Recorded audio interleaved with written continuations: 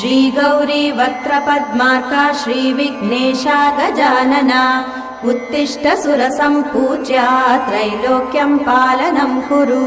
श्री गौरी वक्त्रपद्मार्का श्रीविघ्नेशा गजानना उत्तिष्ठ सुरसम्पूज्या त्रैलोक्यं पालनं कुरु।